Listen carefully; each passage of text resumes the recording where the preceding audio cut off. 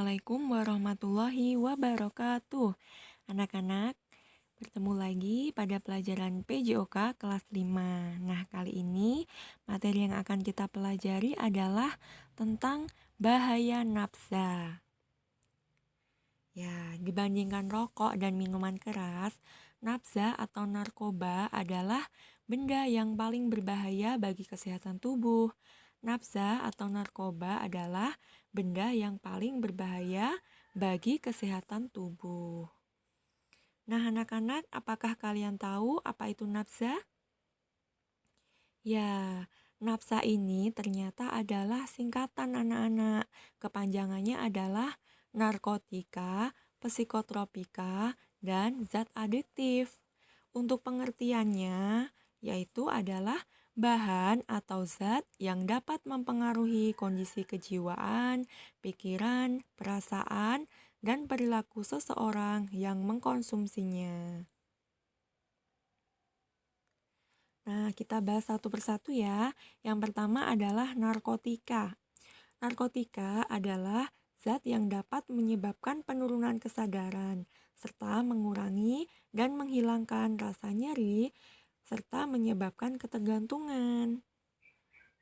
Nah, narkotika ini biasanya digunakan dalam bidang kedokteran sebagai obat bius, tetapi seringkali disalahgunakan oleh sebagian orang.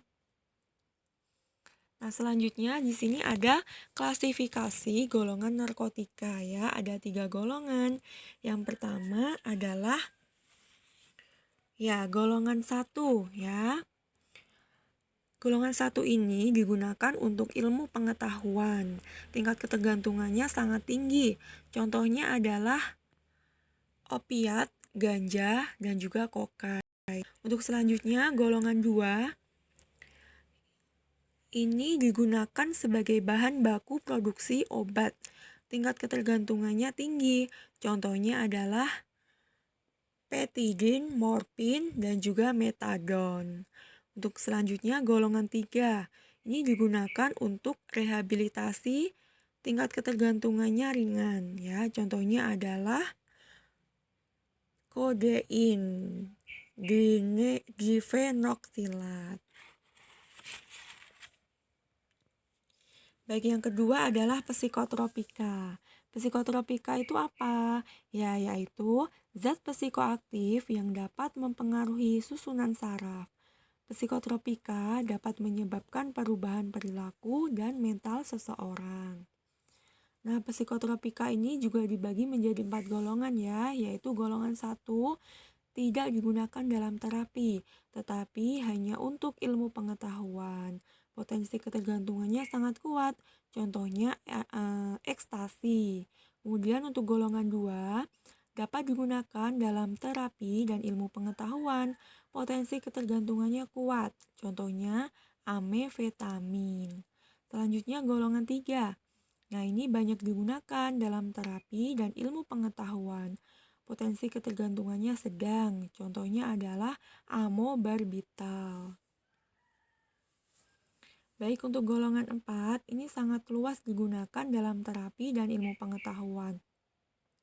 Nah, potensi ketergantungannya ringan ya, contohnya diazepam. Selanjutnya, yang ketiga adalah zat adiktif. Apa itu yang dimaksud dengan zat adiktif? Zat adiktif adalah istilah untuk zat-zat yang apabila digunakan akan membuat penggunanya terus-menerus memakai zat tersebut atau bisa menimbulkan kecanduan. Nah, zat-zat yang termasuk ke dalam golongan zat adiktif bukan narkotika dan psikotropika adalah kafein, nikotin, dan alkohol. Nah, ini biasanya kafein terkandung pada kopi. Untuk nikotin biasanya terkandung pada rokok. Kemudian untuk alkohol terkandung pada minuman keras. Nah, anak-anak, biasanya jika seseorang gemar mengkonsumsi kopi ataupun rokok dan minuman keras, ini biasanya akan terus-menerus menginginkannya. Menginginkan apa? Menginginkan untuk mengkonsumsinya lagi. Ya, karena seseorang tersebut telah mengalami kecanduan akibat zat-zat yang terkandung pada kopi, rokok, ataupun minuman keras yang telah dikonsumsinya itu tadi ya, karena itu tadi mengandung zat-zat yang telah Bu sebutkan tadi ya, ada kafein, nikotin, dan juga alkohol. Baik, selanjutnya. Nah, sekarang tentang bahaya nafsa ya. Nah, di sini jika seseorang mengkonsumsi nafsa akan menyebabkan kecanduan, kemudian mempengaruhi susunan saraf, dan perubahan perilaku perasaan, persepsi, serta mempengaruhi kesadaran. Nah, selanjutnya adalah dampak negatif yang timbul akibat seseorang menggunakan nafsa. Apa saja dampak negatifnya? Di sini ada banyak sekali ya.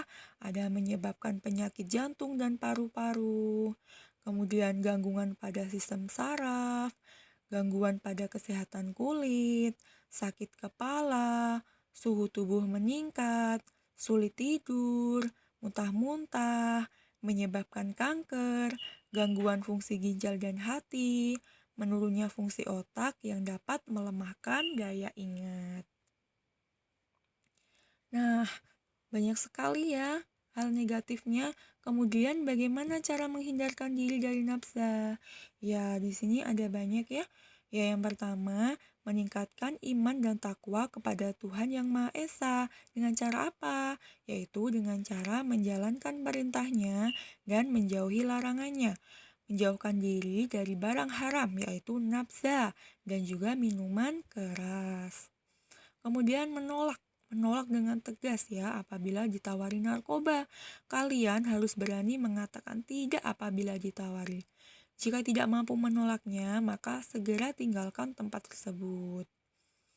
Selanjutnya adalah hati-hati dalam memilih teman ya. Menghindari penyalahgunaan narkoba harus dilakukan sejak dini, mulai dari lingkungan pertemanan di sekolah atau juga di masyarakat. Nah, kemudian gunakan waktu luang untuk melakukan kegiatan yang bermanfaat. Dengan cara apa? Iya, dengan cara meningkatkan prestasi belajar dan menekuni hobi yang disukai dengan mengejar cita-cita.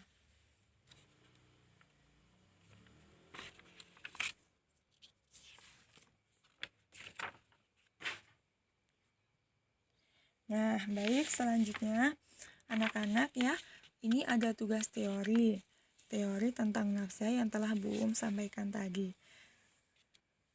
Di sini ada 6 soal yang harus kalian kerjakan ya. Yang pertama adalah apakah kepanjangan dari nafsa ya. Kemudian yang kedua, apakah pengertian dari nafsa itu? Ini adalah pengertiannya. Nafsa itu adalah ya. Kemudian nomor 3, zat yang terkandung pada kopi yang menyebabkan kecanduan disebut dengan zat apa? Selanjutnya, sebutkan 4 dampak negatif yang timbul akibat seseorang mengkonsumsi nafsa. Baik, kemudian yang kelima, sebutkan 3 cara menghindarkan diri dari nafsa. Kemudian yang keenam, bagaimana pendapatmu tentang bahaya nafsa? Jelaskan.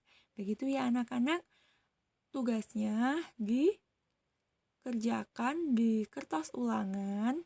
Jangan lupa kalian beri keterangan nama, kelas, dan juga nomor absen ya. Baik, Bu kira sudah cukup untuk teori kali ini. Ingat ya, tentang materi yang telah Bu sampaikan tadi tentang bahayanya nafsa. Anak-anak sudah tahu ya bahayanya nafsa itu bagaimana dampak negatif yang bisa timbul akibat mengkonsumsi nafsa tadi. Ya, selain itu nafsa merupakan barang yang haram ya, yang harus kita hindari ya, benar-benar kita hindari. Dan untuk anak-anak tidak lupa harus ketika berteman harus dengan benar-benar dengan teman yang baik, tidak boleh sampai salah pergaulan ya. Begitu ya anak-anak. Sekian dari Bu Jangan lupa untuk selalu semangat belajar dan juga selalu menjaga kebersihan diri. Baik, sekian dari Bu Wassalamualaikum warahmatullahi wabarakatuh.